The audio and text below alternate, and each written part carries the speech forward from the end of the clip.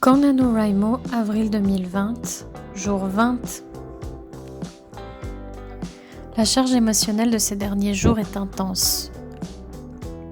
Aujourd'hui, j'ai eu un genre de trop-plein dans l'après-midi. Le matin, j'ai traîné un peu sur YouTube. Je n'arrivais pas à me lancer. J'ai quand même pu monter une vidéo en début d'après-midi, mais en termes d'écriture, c'était compliqué. Compliqué parce que les émotions des autres. Compliqué parce que réunion de boulot, un jour de congé. Compliqué parce que directive sur la reprise du travail. Après tout ce qui s'est passé. J'avoue que ça m'a stressée. Énormément. J'ai tenté de tout prendre, tout ce que je pouvais prendre, naturellement évidemment, pour me calmer, me détendre. Mais jusqu'à ce que chérie rentre à la maison, c'était difficile. Ensuite, on a mangé. Je me suis installée devant l'ordinateur avec très peu de conviction. Parce qu'en règle générale, ce n'est pas à 8h30 que j'arrive à être vraiment productive non plus. Alors j'ai pensé faire quelque chose que je fais souvent quand j'ai un petit blocage lors de ces moments d'écriture où ce sont des passages transitoires, ces passages dont je vous ai déjà parlé plusieurs fois.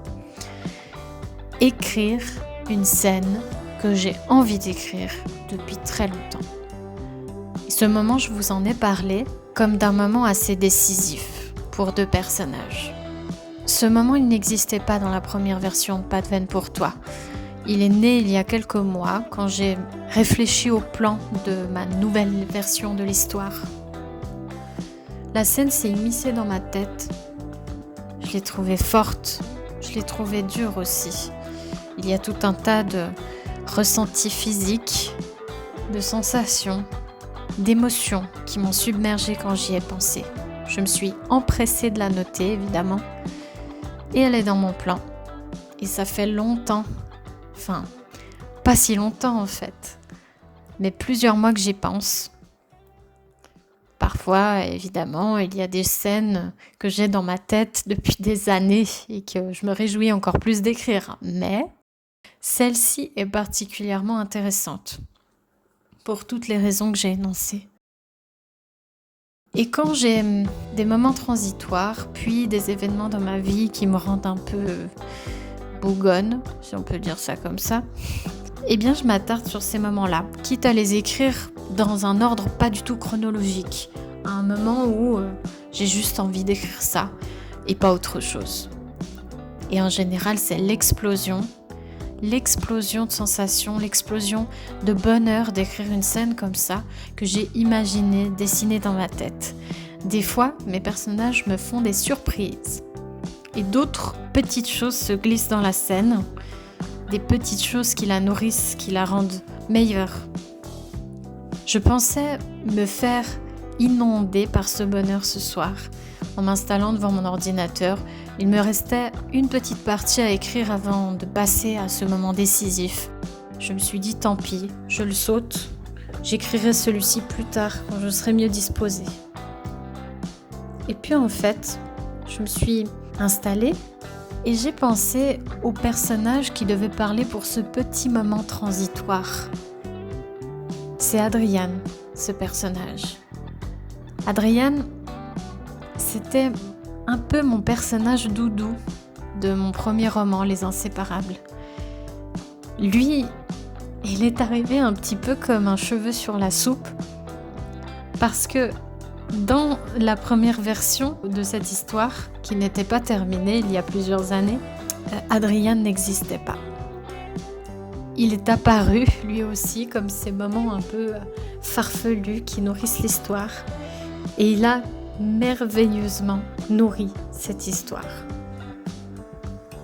Les Inséparables, c'est 4 amis à Genève, dont un qui perd sa route, violemment.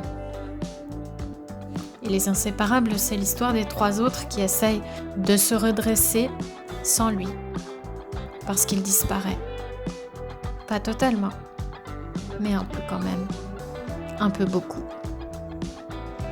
Et Adriane, c'est un petit peu le rayon de soleil de ces 3-là, de ces trois qui restent. Et au final, le rayon de soleil aussi de celui qui part, le lien entre eux. Et quand je me suis posée devant cet ordinateur, à vouloir écrire le passage transitoire, à vouloir l'esquiver en fait à la base, en écrivant son nom, Adriane, j'ai eu envie d'incarner Adriane, ce soleil, ce personnage souriant.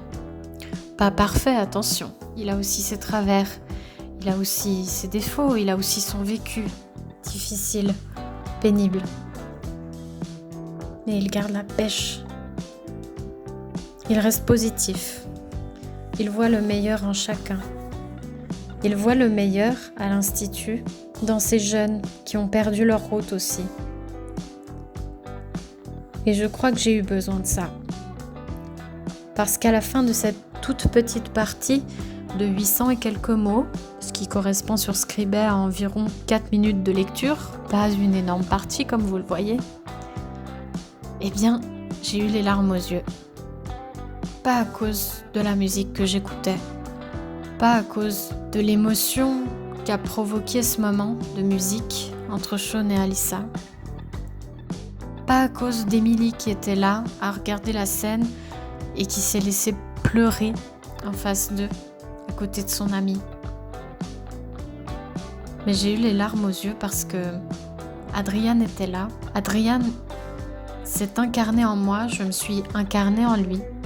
Et c'est assez bizarre comme sensation, mais je crois que je me suis fait du bien toute seule en inventant ce personnage une première fois et en le faisant réapparaître ici. À ce moment où j'avais envie d'écrire une autre scène, une scène qui m'aurait forcément fait du bien parce qu'en tant que lectrice, en tant qu'auteur, en tant que personne qui veut mettre du croustillant dans les histoires, rendre les tensions palpables, rendre les instants poignants, j'avais besoin de douceur. Et peut-être qu'Adriane, c'était le seul personnage qui arriverait à me donner cette douceur-là. Je n'en sais rien, mais le fait est que ça m'a fait du bien. S'il existait, je lui dirais merci. C'est un peu bizarre, parce qu'il n'existe pas. Il n'existe qu'à travers moi, qu'à travers les yeux des lecteurs. Est-ce que, à ce moment-là, on peut dire qu'il existe et que par conséquent, il a le droit et il a la possibilité de faire du bien autour de lui? Vous avez 4 heures. Moi, je vais me coucher.